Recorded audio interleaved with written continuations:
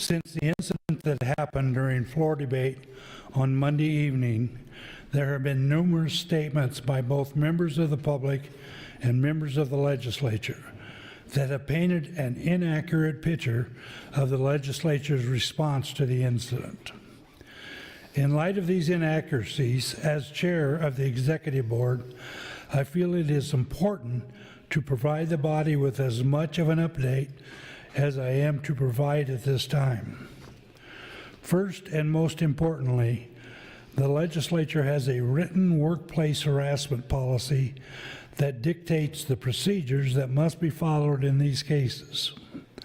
Among the provisions of the workplace harassment policy is the requirement that if a member of the legislature or other supervisory staff member has firsthand knowledge of a situation involving workplace harassment, is required to immediately report the situation to the chairperson of the executive board. On Monday evening, I was present in the chamber along with other members of the legislature and legislative staff during floor debate and witnessed Senator Holland's remarks firsthand.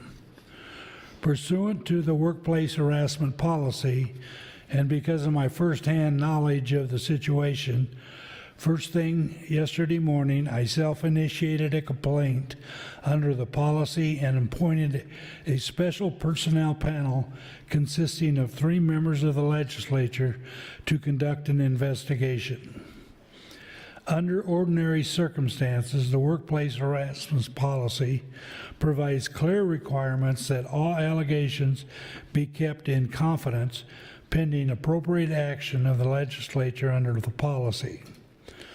The policy also includes strong confidentiality protections for both the complainants and the accused parties.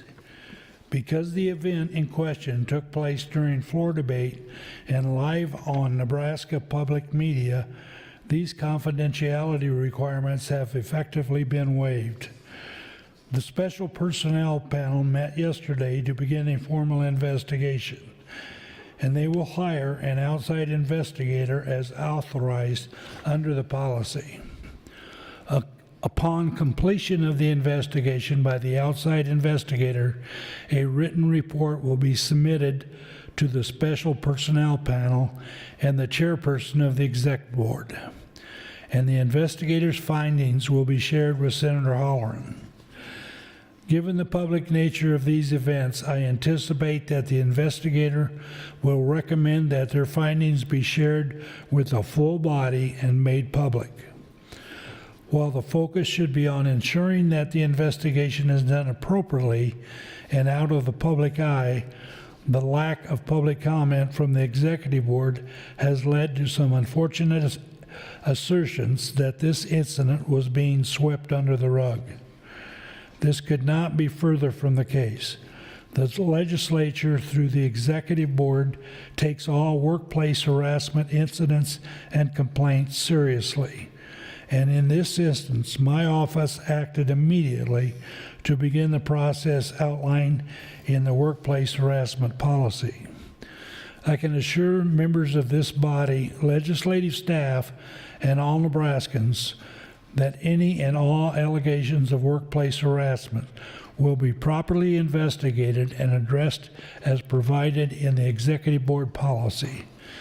It is critically important that all members and staff of the legislature are aware of both their rights and the responsibilities under the legislature's workplace harassment policy. The legislature requires training on this policy each biennium and provides copies of the training on the policy to all new employees.